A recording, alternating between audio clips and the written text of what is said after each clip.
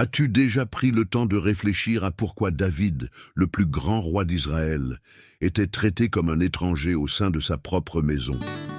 Pourquoi gardait-il les brebis dans les champs pendant que ses frères restaient dans le confort du foyer? Et pourquoi, lorsque le prophète Samuel est venu pour oindre le nouveau roi, Isaïe n'a même pas pensé à présenter David comme une option? Ce mépris apparent cache l'un des plus grands mystères de la Bible. Un secret sur la véritable paternité de David dont de nombreux chrétiens n'ont jamais entendu parler. Mais aujourd'hui, nous allons plonger profondément dans cette histoire. Nous allons rassembler les indices cachés dans les psaumes, comprendre le contexte historique et culturel de l'époque et explorer des écrits anciens qui révèlent des détails impressionnants sur l'enfance, l'origine et l'appel de David. Et je t'invite dès maintenant, si tu aimes apprendre des vérités profondes de la parole de Dieu, aime cette vidéo, partage-la avec tes amis et abonne-toi à la chaîne pour recevoir plus de contenu comme celui-ci. Ton engagement aide ce message à atteindre davantage de personnes qui ont besoin de connaître l'histoire complète de David et ce qu'elle nous enseigne aujourd'hui. Prépare ton cœur, car ce que tu vas découvrir pourrait complètement changer ta façon de voir non seulement David, mais aussi ta propre histoire et ton identité en Dieu. David est sans aucun doute l'un des personnages les plus fascinants de la Bible. Connu comme l'homme selon le cœur de Dieu, il fut berger, guerrier, poète et roi. Pourtant, il existe un détail dans son histoire qui passe souvent inaperçu. Son origine familiale est entourée d'ombres et de questionnements. Dès le début, le texte biblique nous laisse un indice intrigant. Dans 1 Samuel 16, lorsque le prophète Samuel est envoyé par Dieu chez Isaïe pour oindre le prochain roi d'Israël, tous les fils d'Isaïe sont présentés, sauf David. C'est comme s'il était invisible dans sa propre maison. Ce n'est que lorsque Samuel insiste sur le fait que Dieu n'a choisi aucun de ses frères qu'Isaïe mentionne, presque comme un détail insignifiant. Il reste encore le plus jeune qui garde les brebis. Ou 1 Samuel 16 et 11. Et les indices continuent d'apparaître. Dans les psaumes écrits par David lui-même, notamment dans le psaume 51, il fait une déclaration intrigante. « Voici, je suis né dans l'iniquité, et ma mère m'a conçu dans le péché. » Psaume 51, 5. Cela signifie que David croyait que sa propre conception était liée à quelque chose de honteux, en dehors des normes. Mais que s'est-il réellement passé? La réponse à cette question nous amène à explorer les traditions juives anciennes, les archives historiques et les interprétations rabbiniques qui révèlent un récit surprenant. Il y a des indices suggérant que David aurait été considéré, pendant une grande partie de son enfance, comme un fils illégitime. Mais cette théorie est-elle réellement biblique et comment cela peut-il changer notre perception de l'histoire de David et de son appel divin? À chaque nouveau détail révélé, le tableau devient plus intrigant, et cette histoire ne fait que commencer. Pour comprendre le mystère entourant l'enfance de David, il est essentiel d'en savoir plus sur son père, Isaïe. Il est présenté dans la Bible comme un homme respectable, descendant direct de Boaz et Ruth et élément clé de la lignée messianique. Mais malgré sa position, la relation d'Isaïe avec David est marquée par une froideur inhabituelle, quelque chose qui va bien au-delà d'une simple différence de personnalité. Selon des traditions rabbiniques préservées dans le judaïsme, un récit ancien explique cette distance. L'histoire raconte qu'Isaïe, bien qu'étant un homme intègre, commença à douter de sa propre ascendance.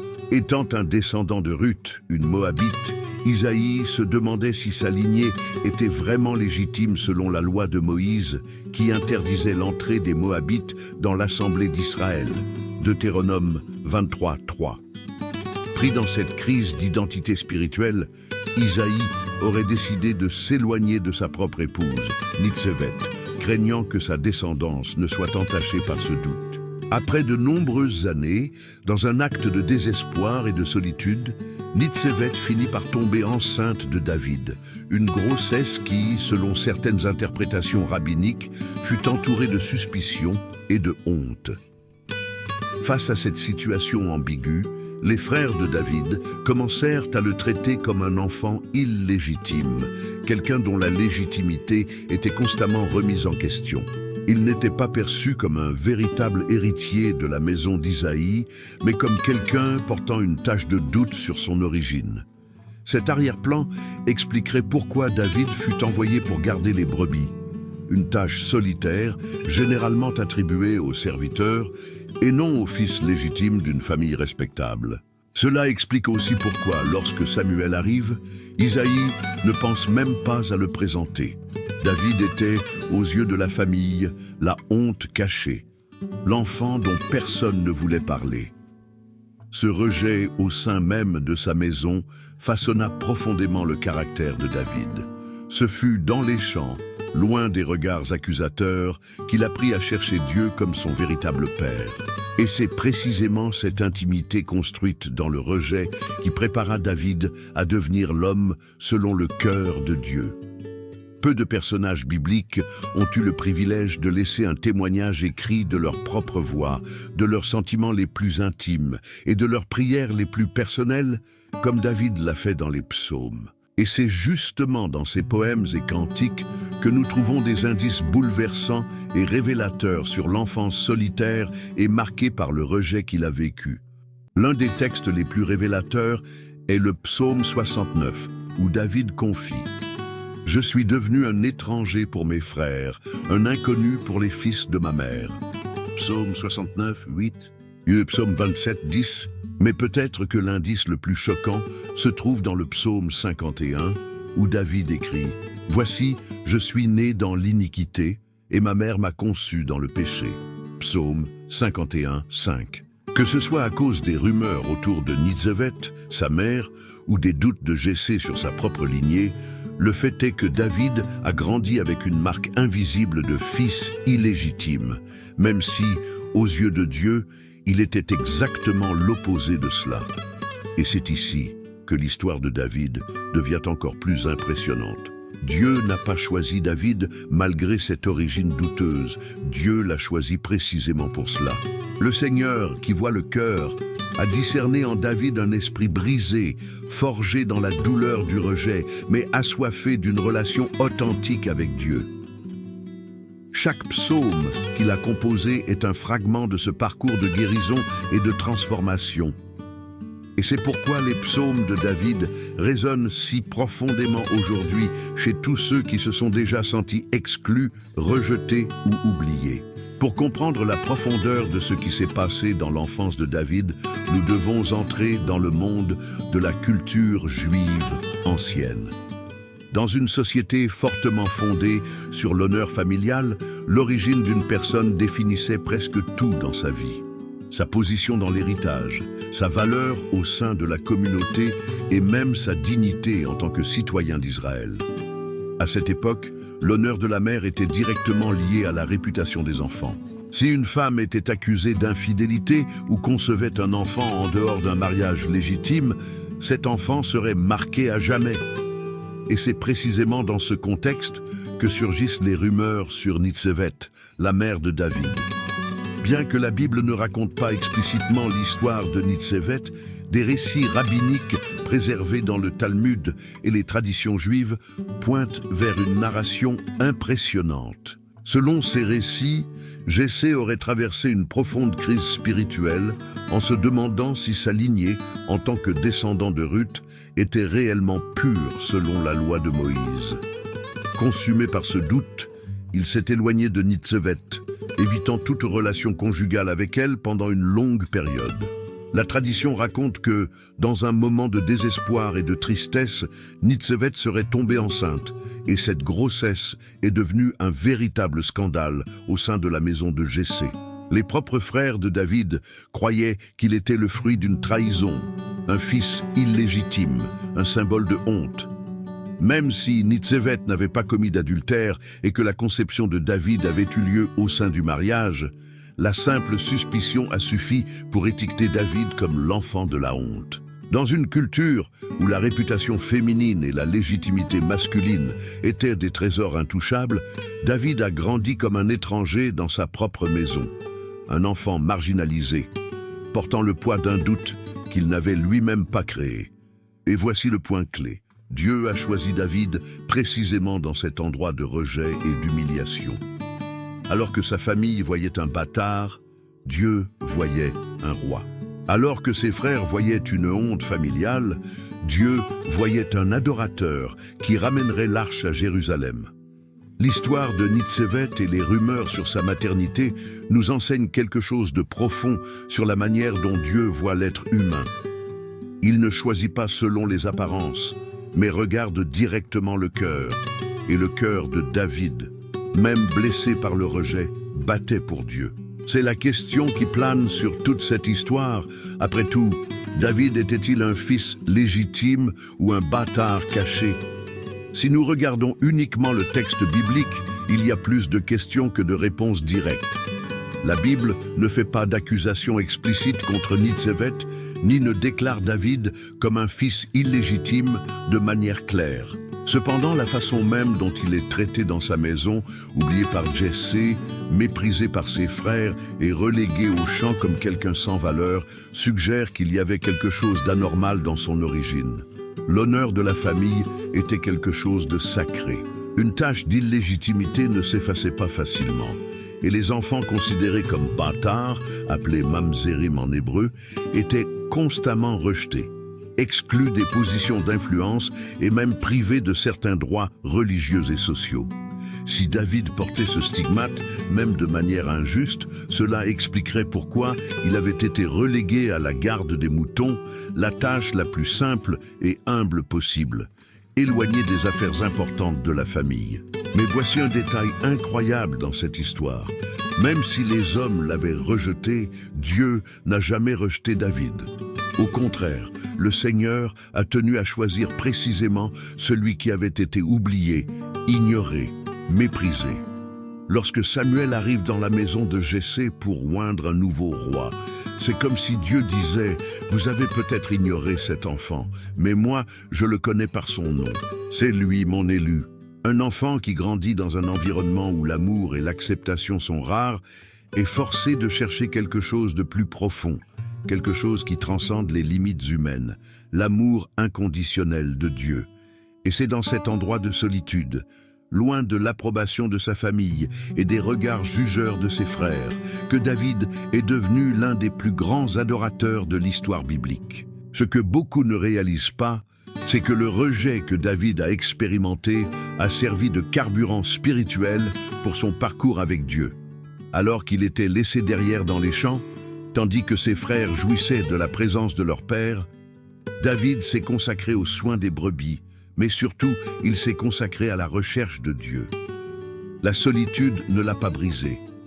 Elle l'a rapproché du Seigneur de manière intime. Cette quête d'intimité avec Dieu se reflète dans de nombreux psaumes écrits par David. Le psaume 23, peut-être le plus célèbre de tous, est un exemple clair de cette relation profonde avec Dieu. Il y affirme « Le Seigneur est mon berger, je ne manquerai de rien ». Psaume 23, 1. Il comprenait, au plus profond de lui-même, que la véritable paix et la véritable sécurité proviennent d'une relation directe avec Dieu et non de validations extérieures. Chaque note de sa harpe, chaque mot de ses psaumes exprimait sa confiance totale en le Seigneur, qu'il a choisi, aimé et protégé, même lorsque le monde semblait ignorer son existence. Cet amour transformateur que David a expérimenté est ce qui l'a fait devenir un homme selon le cœur de Dieu. Il n'était pas parfait, loin de là, mais dans sa fragilité, il a reconnu la grandeur de Dieu et a appris à se soumettre entièrement à sa volonté. L'adoration de David n'était pas seulement une expression musicale, mais un abandon total de tout son être au Seigneur. C'est dans sa douleur qu'il est devenu sensible à la voix de Dieu, plus que tout autre homme de sa génération. Ce n'était ni l'approbation de son père, ni l'acceptation de ses frères qui ont façonné son caractère. C'était le contact quotidien avec la présence de Dieu, cultivé dans la solitude, qui a fait de David un homme d'une foi inébranlable. Le rejet a fait de David un adorateur d'un genre rare et unique, quelqu'un capable de dépasser ses propres limites et de s'abandonner complètement au Seigneur. Et ce faisant, il n'est pas seulement devenu le roi d'Israël, mais aussi un modèle de dévotion qui résonne encore aujourd'hui. Sa vie et ses psaumes restent un témoignage de la manière dont Dieu peut utiliser notre douleur et notre rejet pour nous rapprocher davantage de sa présence. Le moment où David est appelé par Dieu est sans aucun doute l'un des épisodes les plus puissants de l'histoire biblique. Son onction comme roi d'Israël par le prophète Samuel, après que ses frères aînés aient été considérés comme de meilleurs choix, nous enseigne des leçons profondes sur la façon dont Dieu perçoit notre vie et nous appelle à des desseins plus grands, même lorsque nous sommes rejetés ou oubliés par le monde. Lorsque le prophète Samuel arrive dans la maison de Jessé pour oindre un nouveau roi, tous les fils de Jessé, à l'exception de David, lui sont présentés. Samuel, guidé par la vision humaine et les critères d'apparence, est sur le point de choisir l'aîné et le plus apparemment fort des fils. Cependant, Dieu parle à Samuel d'une manière claire et puissante. « Ne considère pas son apparence ni sa haute taille, car je l'ai rejeté. L'Éternel ne regarde pas ce que l'homme regarde. L'homme regarde à ce qui frappe les yeux, mais l'Éternel regarde au cœur. » 1 Samuel 16, 7. David, malgré son origine controversée et le rejet de sa famille, possédait quelque chose que ses frères n'avaient pas. Un cœur qui cherchait Dieu, un cœur qui aimait le Seigneur d'une manière pure et sincère. L'appel divin de David révèle une vérité profonde. Dieu peut voir au-delà des apparences et peut appeler n'importe qui indépendamment de son passé ou de ses circonstances pour accomplir un dessein extraordinaire.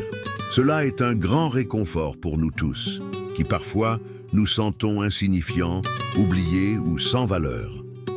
Lorsque le monde nous rejette, lorsque les autres ne nous voient pas, Dieu regarde notre cœur et nous appelle à accomplir un but unique dans son œuvre.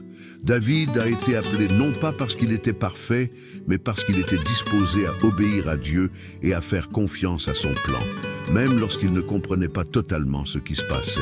Il n'avait ni position, ni honneur, ni acceptation des autres, mais il avait quelque chose de plus important, la faveur de Dieu. Et cela a fait toute la différence. Cet appel divin qui a fait de David le roi d'Israël nous enseigne également que Dieu ne cherche pas des personnes ayant la meilleure apparence ou la meilleure formation. Il recherche des cœurs disposés à le servir. Peu importe si votre histoire est marquée par la douleur, le rejet ou les échecs, ce qui importe, c'est la façon dont vous vous positionnez devant lui. Tout comme Dieu a choisi David, il vous choisit aussi. Peu importe ce que le monde dit de vous, peu importe votre origine ou les difficultés que vous avez traversées, Dieu a un appel pour votre vie, un dessein éternel qui transcende les limites humaines. Le Seigneur ne regarde pas votre passé, mais votre cœur. Et c'est sur cette base qu'il accomplit des choses grandioses en vous et à travers vous. L'histoire de David est sans aucun doute l'une des plus impressionnantes en matière de dépassement de soi. Il n'a pas seulement survécu au rejet, mais il a utilisé cette douleur comme un moteur pour devenir l'un des plus grands dirigeants de l'histoire d'Israël. La manière dont il a géré l'humiliation, la solitude et la douleur d'être ignoré est un puissant exemple pour nous tous, qui affrontons souvent l'adversité et le poids du rejet. Après avoir été oint roi par Samuel, David n'était plus un simple berger, mais il portait désormais une promesse divine. Cependant, cette transition d'humble berger à roi ne fut ni instantanée ni facile.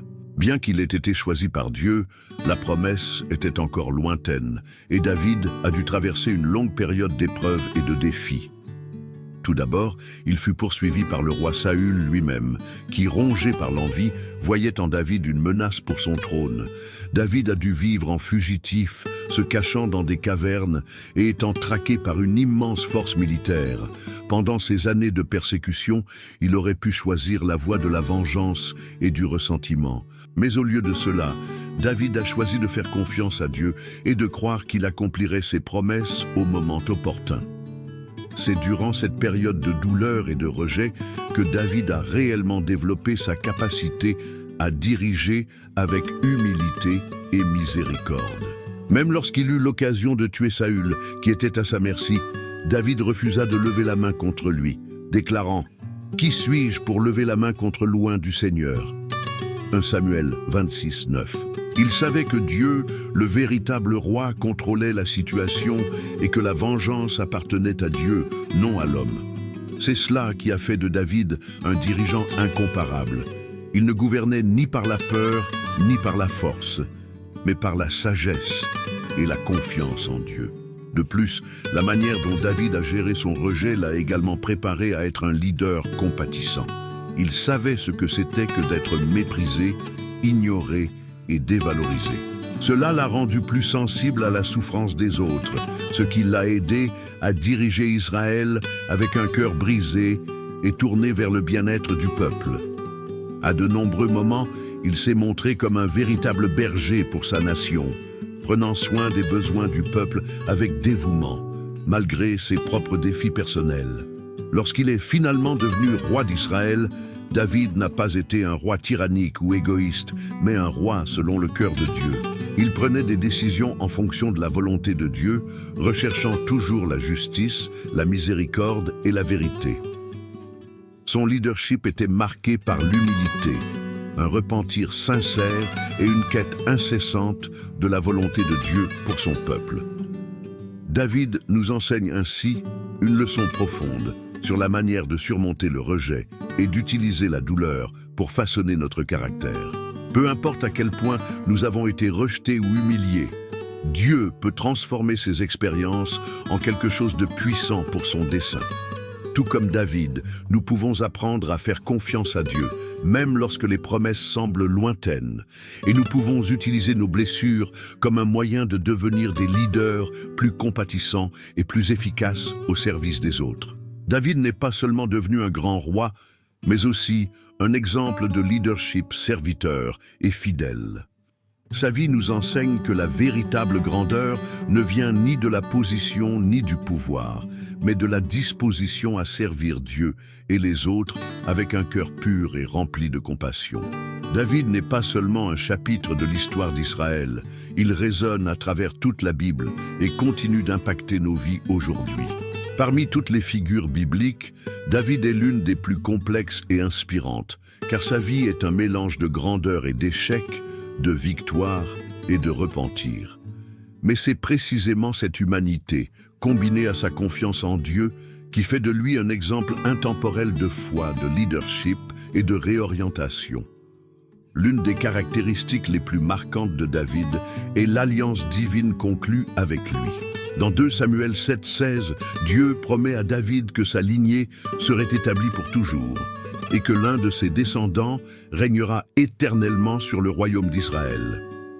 Cette promesse ne s'accomplit pas seulement en David, mais elle est directement réalisée en Jésus-Christ, qui est décrit dans la Bible comme le fils de David.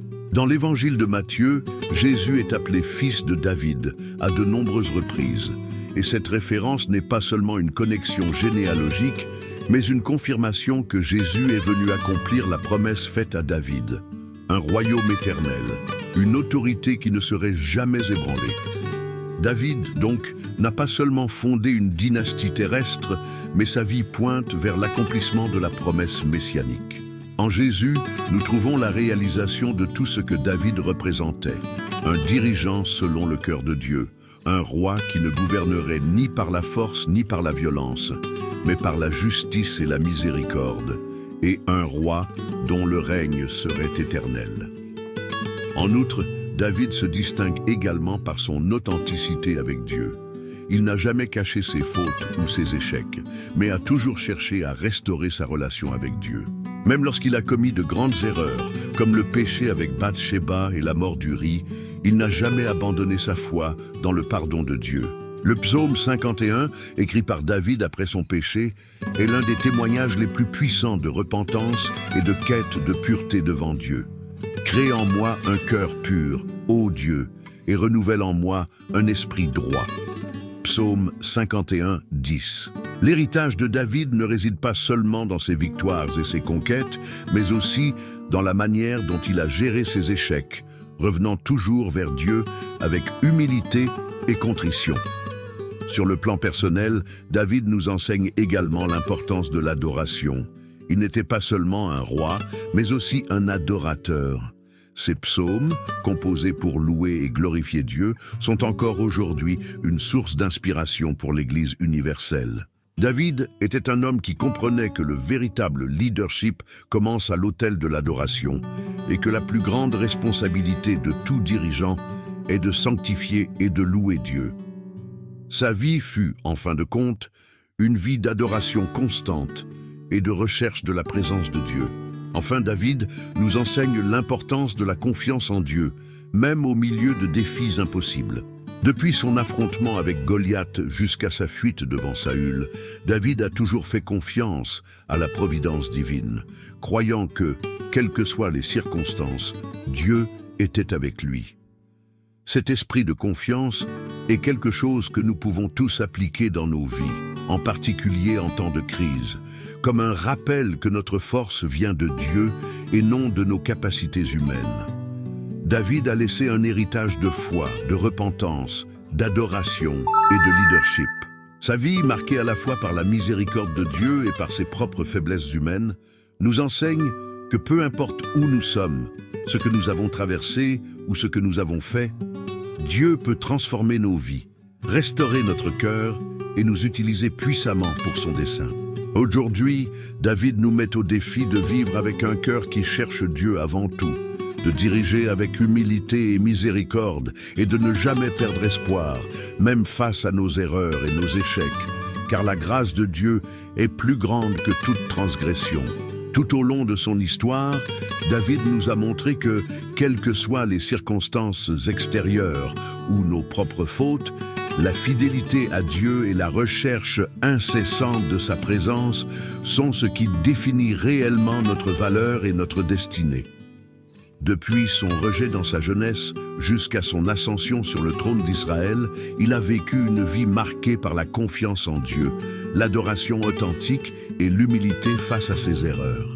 Dans ses moments les plus sombres, lorsqu'il semblait que sa vie et ses promesses étaient menacées, David n'a jamais perdu de vue le fait que Dieu avait un plan souverain pour lui. Même dans sa solitude, il a trouvé refuge en Dieu. Et même après de grandes fautes, il est revenu à Dieu avec un cœur brisé et contrit, cherchant toujours à restaurer sa relation avec le Seigneur. C'est cela qui a fait de David un homme selon le cœur de Dieu.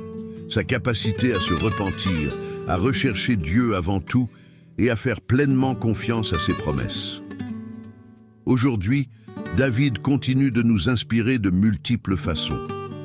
Il nous enseigne que, malgré nos faiblesses et nos imperfections, Dieu peut nous utiliser pour accomplir de grandes choses. Il nous rappelle que lorsque le monde nous rejette, Dieu voit toujours ce qui est dans notre cœur et a de merveilleux projets pour nous, comme il l'a fait pour David. Il nous met au défi d'être des dirigeants compatissants, des adorateurs authentiques et des personnes de foi inébranlables, toujours focalisés sur l'accomplissement de la volonté de Dieu.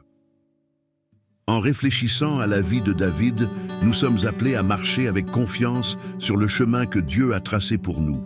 Comme David, nous affrontons tous des moments de rejet, d'échec et de difficultés, mais la différence réside dans notre réaction face à ces épreuves. Nous pouvons choisir de nous laisser envahir par l'amertume ou choisir, comme David l'a fait, de faire confiance à Dieu, d'apprendre de nos erreurs et d'avancer avec courage et foi. Que comme David, nous soyons des hommes et des femmes selon le cœur de Dieu, prêts à écouter sa voix, même au milieu du chaos et du rejet. Que notre adoration, notre leadership et notre confiance en Dieu soient le fondement solide sur lequel nous bâtissons nos vies. Si vous vous identifiez à l'histoire de David, souvenez-vous, Dieu a aussi un plan pour votre vie, un plan éternel, un plan qui va bien au-delà de ce que les yeux humains peuvent voir. Ne cessez jamais de croire aux promesses de Dieu, car il accomplit toujours ce qu'il a promis.